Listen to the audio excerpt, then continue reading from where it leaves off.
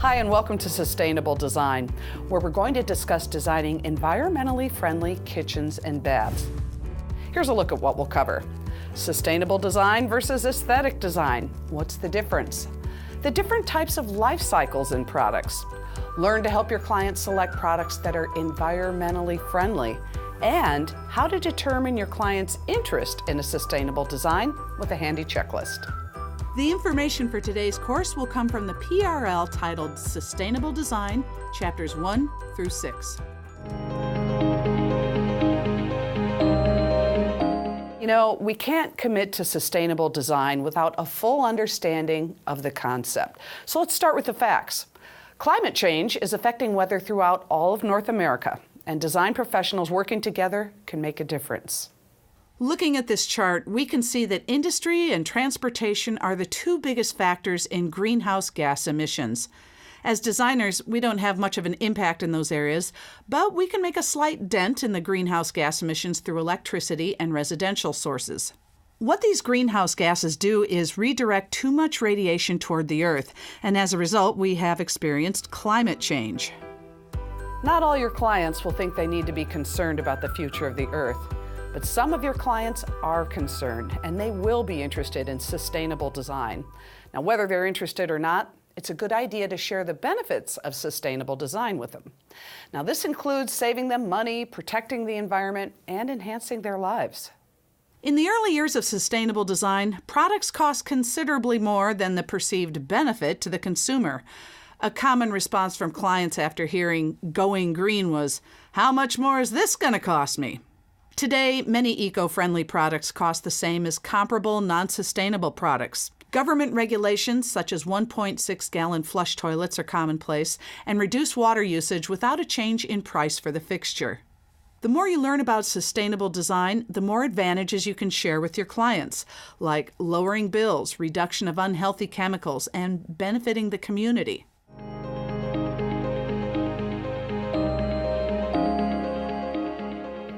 By now, you can tell how important sustainable design is. Let's take a look at what defines sustainability, particularly in the kitchen and bath industry. There are 5 major parts involved in sustainable design, and all of them are important, so let's review each. Let's start with embodied energy. Embodied energy can be difficult to measure for each and every product because it takes the amount of energy taken to produce a product from the raw material to the finished product. Imagine the construction of a cabinet made by a red oak tree standing in a forest in eastern Kentucky. The red oak tree is cut near Pineville, Kentucky, where heavy equipment will load the red oak logs on the bed of a logging truck. The truck will leave the forest and take 168 miles of back roads to Owenton, Kentucky, where the sawmill is located. Once the logs are cut, they're loaded onto a truck again and shipped 89 miles to kilns in Seymour, Indiana. The boards will dry for several days to a few weeks in the kilns, depending on their thickness. Next, the lumber is loaded on a different truck and hauled to a cabinet manufacturing plant in Concordia, Missouri, 487 miles away. The total mileage for this trip was 744 miles. Think about the energy that could be saved if the logs came directly from the forest to a cabinet manufacturing plant equipped with both a sawmill and kilns. In this case, the total trip from the forest to the manufacturing facility has been cut to only 42 miles. 912 feet in this example from the sawmill to the delivery trucks. Of course, not every cabinet manufacturer in our industry can afford the luxury of sawing and drying their own lumber. However, Wellborn Cabinet Incorporated in Ashland, Alabama, is an example of one company that can shortcut the energy required to get the tree from the forest to the loading dock of the manufacturing facility. The sawmill's to the left of the plant, with the kilns in storage sheds to the left of that. In addition to the fuel saved and the wear and tear on the trucks hauling the logs, we also reduce the carbon footprint required to get the tree from the forest to the factory. Carbon footprints, or greenhouse gases, are the measurements of CO2 and methane emissions from products and people. The carbon footprint can either be direct emissions from the trucks hauling the logs and lumber, to indirect emissions from the production of products such as vinyl flooring and laminate countertops. Another part of sustainable design is environmental health. Poor indoor air quality due to off-gassing from building products or mold or pest infestation can create sick building syndrome. And these are issues that can create health hazards within a home. When thinking about sustainability, consider that a building or home can't be sustainable if it creates health problems for its inhabitants. Renewable resources are another important part of sustainable design. We should consider products that can replenish themselves through either reproduction or passage of time, such as cork and bamboo. Water is another renewable resource. In North America, we don't have to go far before we can see water, but only 3% of the Earth's water is safe to drink. Within a home, we generate 3 types of water. White water is going straight down the drain while we wait for the shower water to get warm. Water generated by sinks and bathtubs is considered gray water. Both white and gray water could be redirected to either the outside of the home to irrigate the lawn and garden or wash the car, or it could also be directed to the bathroom to flush the toilet. Now, the toilet water is considered to be black water and obviously would go straight to the sewer or septic tank. Some municipalities encourage the use of gray water while others ban its use. Our final component consists of renewable energy. Wind turbines, solar collectors, and heat pumps use renewable energy to produce heat and electricity. It's probably not a big surprise, but the United States is the largest consumer of energy in the world. Almost half of that comes from the energy demand of homes. However, there are ways to make a difference in applying sustainable design. Depending on where you live in North America, your community or region may already be involved with one of these organizations that's determined to protect our environment. Energy Star products and their acceptance worldwide is the most recognizable, but take the time to review this chapter and learn about these and other regional and national organizations. Remember to start the discussion about sustainable construction early, whether it's a new home or a remodeling project.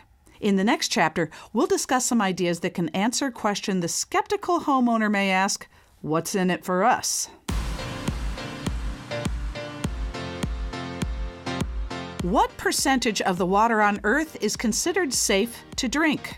Is it A, 2%, B, 3%, C, 8%, or D, 12%?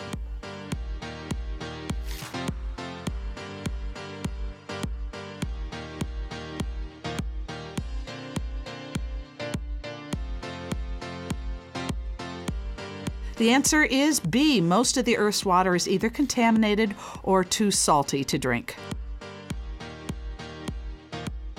Moving on to Chapter 3, we'll discuss sustainable construction and the techniques and products involved. And to tell you more about that, here's Mike. There's 4 major tasks involved in sustainable construction. During the construction process, we want to focus on methods and products that will conserve energy, materials, water, and at the same time improve air quality within the home. Here are the 13 best practices for sustainable construction. Don't get overwhelmed yet, we'll go over each one of these individually. For safety reasons, it's always a good idea to keep the job site clean, whether you're working on the inside of the home or the outside. The subflooring waste from the construction job could be a tripping hazard, but the waste could also be picked up, organized, and used where smaller sizes would be needed. If it rains on this material before it's sorted, it may be thrown into a dumpster and never used. When working on the inside of the home, be sure to seal off rooms that are not part of the construction project, as well as HVAC vents to avoid spreading dust throughout the home. Next, take advantage of passive heating or cooling when locating the home or an addition. Consider the direction of the prevailing winds in your area and how that would help move air through the home. The northern side of most homes will get the least amount of sun compared with the other 3 directions.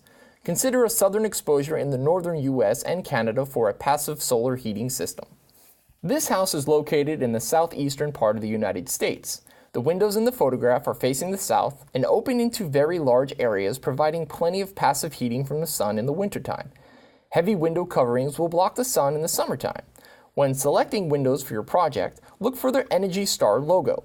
Additionally, windows with a low U value are more energy efficient. Windows may also be identified with a solar heat gain coefficient rating, or SHGC. To limit the amount of heat from sunlight entering these windows in the summertime, a very low SHGC rating would be recommended. The SHGC rating is between 1 and 0, with 0 being the lowest. Today's builders know to build a tight home, which in turn will require the builder to provide adequate insulation, or as the saying goes, build tight and vent right. When selecting insulation materials, select the proper R value for your region or zone. Attic insulation will vary more than wall insulation, so be sure to follow the insulation requirements for your area.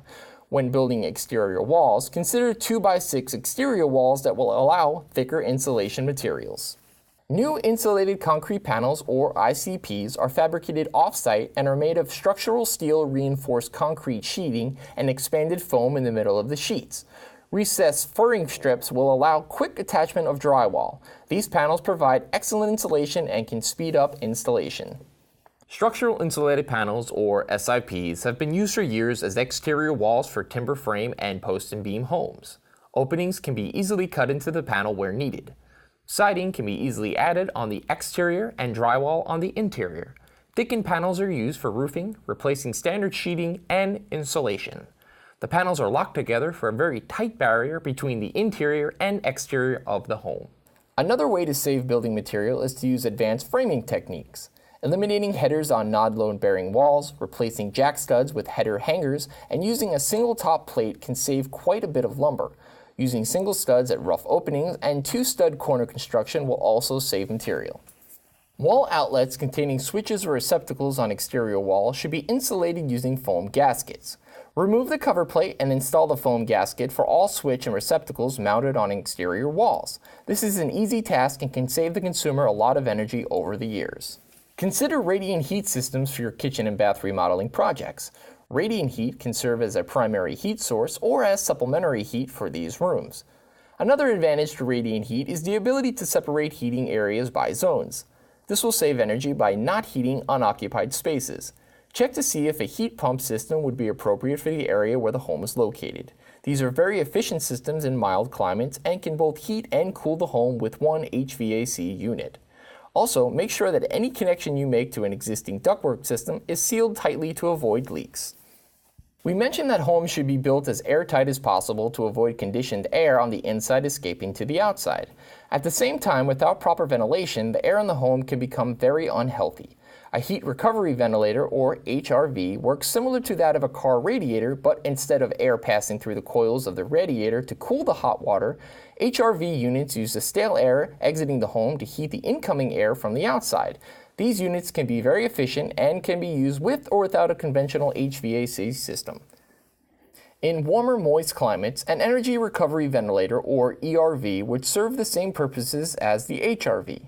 Use this map of North America to help make a decision on the unit that would work best for your climate conditions. These are not designed to provide makeup air for the high CFM kitchen ventilation units. When selecting faucets and other fittings, check to see if they meet the WaterSense standards, a program sponsored by the Environmental Protection Agency, or the EPA. If you're still using copper piping for supply lines, consider PEX. This illustration shows that more material would be needed to reroute the plumbing around obstacles with copper than the PEX tubing. Before specifying a water heater for your project, look for the EF factor for comparison. This will give you a comparison between the electric and gas tank water heaters and gas on-demand water heaters. A lot of water can be wasted while waiting for hot water to come out of the vanity faucet. By locating a pump in the vanity furthest from the water heater, the cold water and the hot water line can be redirected until it reaches a comfortable temperature. At that point, the pump would automatically shut off. The pump can be manually operated at one location while remote controls can operate it in other parts of the home. Tankless or on-demand water heaters can also save several gallons of water that could otherwise be wasted by heating the water only when it's needed. But since most of these require a gas connection, homes without gas service need an alternate solution. Heat pump water heaters heat water by using the air within the home, as well as backup from traditional electric coils. Another simple solution for providing instantaneous hot water in a bath space would be a small point-of-use tank-type water heater. Simply run the hot water line that runs into the bath space directly into the input side of the 10 or 12-gallon tank water heater.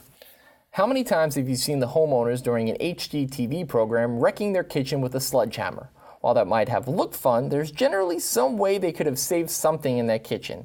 Many products removed from kitchens and bath remodeling projects are good enough to be donated to an organization such as Habitat for Humanity so they can be sold in their restores.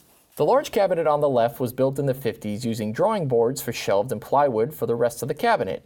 It now sits in the basement of another home and is used as china storage. The sink bays and other cabinets ended up in the garage of this home and serve as a workbench. Very little from the project ended up in the landfill. The old grist mill is proof that some materials can last a long time without proper care.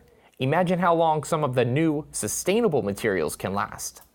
Today's designers have a lot of options for kitchen lighting and bathrooms. Not only do we have options in fixtures, but in the lamps for those fixtures as well. With the introduction of LED lighting, the cost of operation has dropped dramatically along with the design options. It's a little hard to compare apples to oranges, but here's a side-by-side lamp comparison that shows the advantages and disadvantages of the lighting options available for us today. We tried our best to make the comparison with the 60-watt incandescent so that we could have similar lumens. Remember, the LPW stands for lumens per watt as you view the information. As you can see, the LED is the most expensive, but with the longest lamp life. It's likely we'll see the price of LED drop in the next few years. Keeping sustainable construction in mind, think about these questions when designing your kitchen or bath project. Consider the location of your lighting. A well-lit kitchen and bath should have both general and task lighting. Do you have adequate lighting where it's needed in the space? Make sure that the lighting in this area is what's needed, otherwise you'll be wasting energy in that space. Are you selecting lamps that are easy to dispose of? Would motion sensors be more appropriate for certain locations where three-way switches would normally be used? Will you need full light in some areas all the time, or should the fixture have dimming capability? Are your locations easy to get to and in logical locations? Are task lights switched separately from general lighting? Make sure all of the products you use are part of the Energy Star program or other similar programs if they would be applicable to the product. Check to see if the product offers some type of rebate. Some states, provinces, and municipalities may offer rebates on items such as low-flow toilets. These savings can be spent on other items included in the remodeling project. Recycling is another big contributor to the sustainable design. Determine the recycling needs of your client for their specific area. Some municipalities require that recyclable items be separated by category. If that's the case, provide separate recycling containers for each category. If there's no room in the kitchen for separate recycling containers, see if you can create a sorting area near the kitchen to make separating the items convenient for your client. You can also discuss compost options with your client and how you can incorporate a design that would facilitate that activity.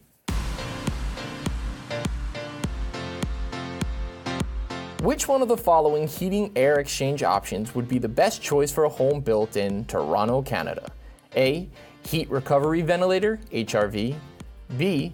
Energy recovery ventilator, ERV. C. Heat pump. Or D. Electric baseboard heaters.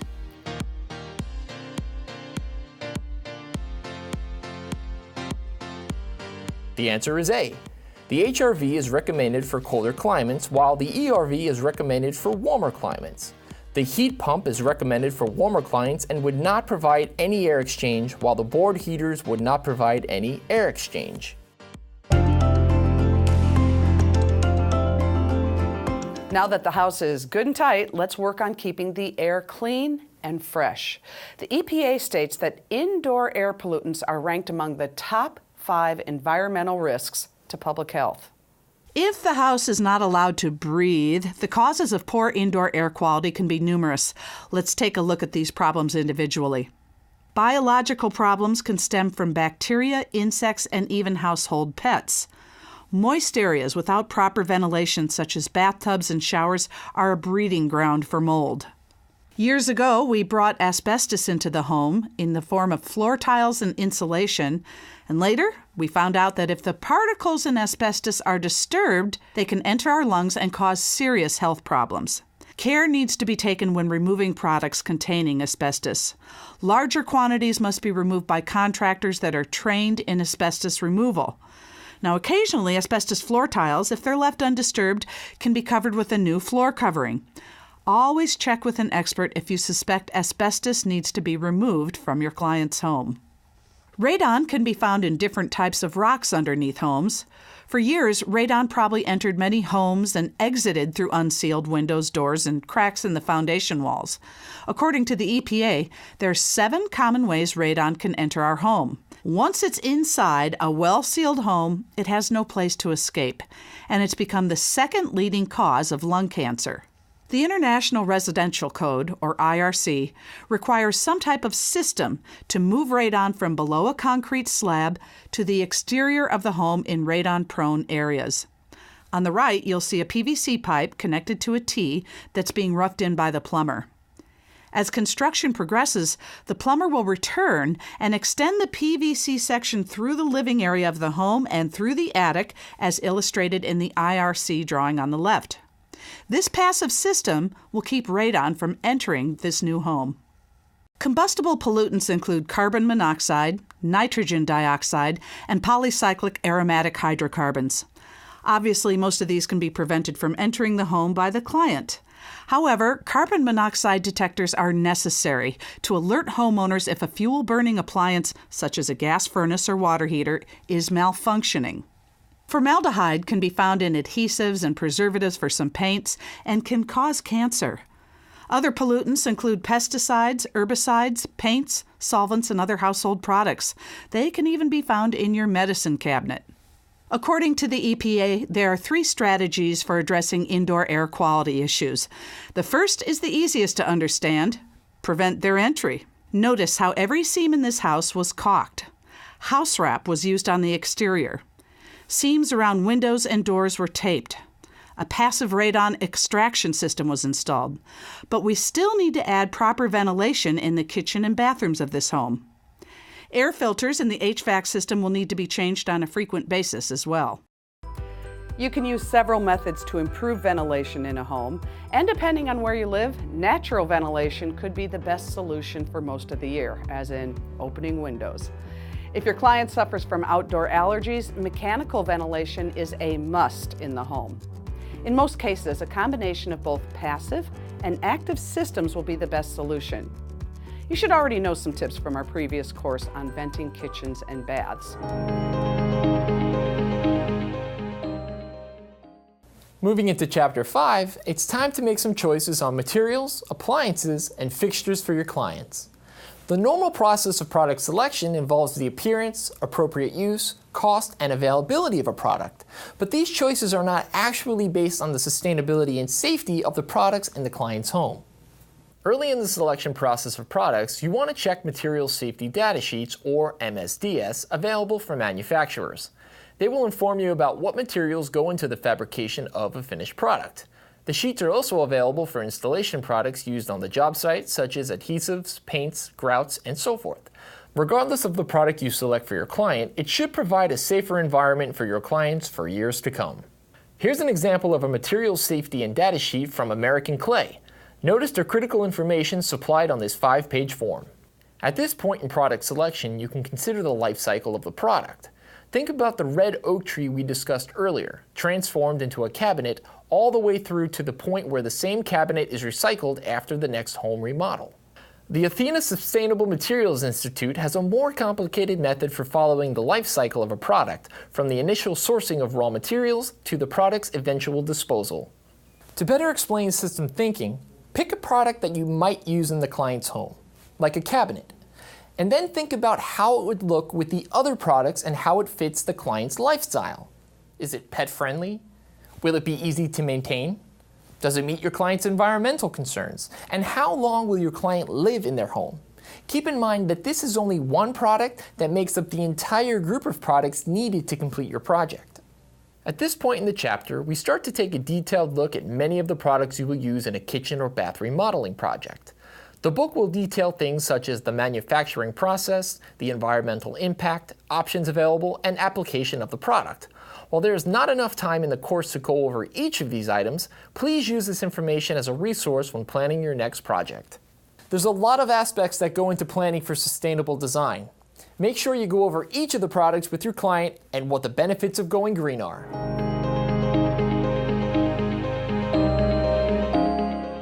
Here are the 4 P's for creating a sustainable business. Let's take a quick look at each one of these. Think about sustainability when planning for the future of your company, and make sure you include it in your next budget.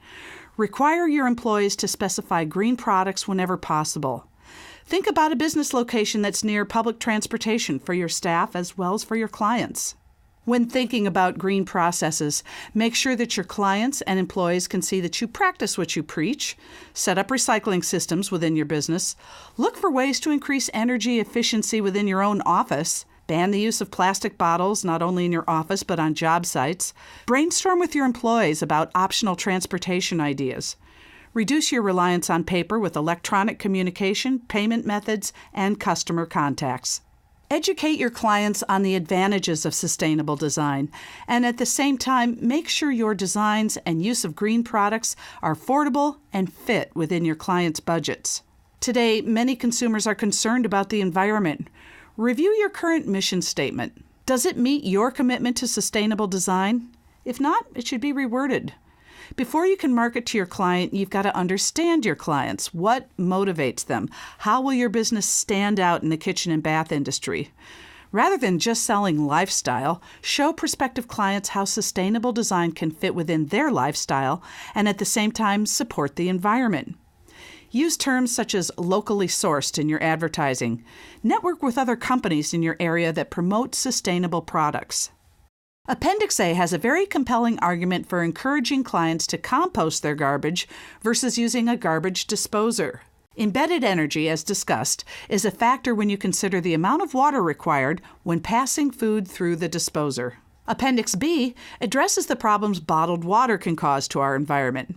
For instance, it takes over 1,000 years for plastic bottles to biodegrade, assuming that it wasn't recycled.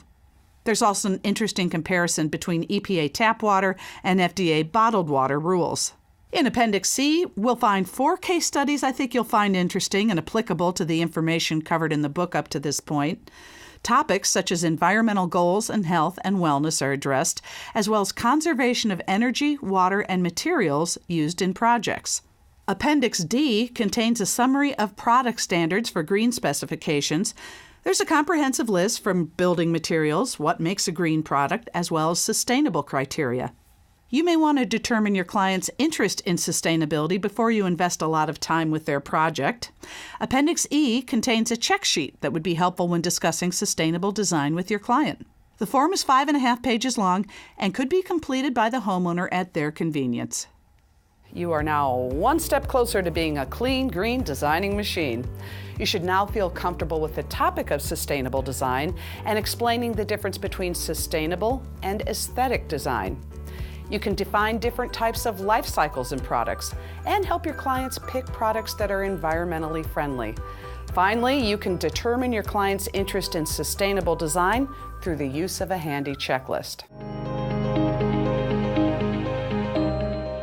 Up next, we're diving into the world of kitchen and bath project management, where we'll describe the various tasks that take place during the planning and estimating.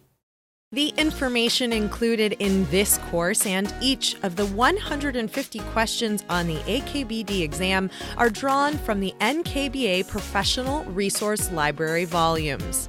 It is highly recommended to study the books prior to sitting for the exam.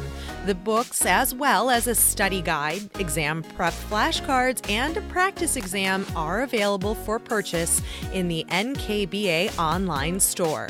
The Professional Resource Library books and the NKBA Kitchen and Bathroom Planning Guidelines are also available in ebook format at Wiley.com and other online retailers.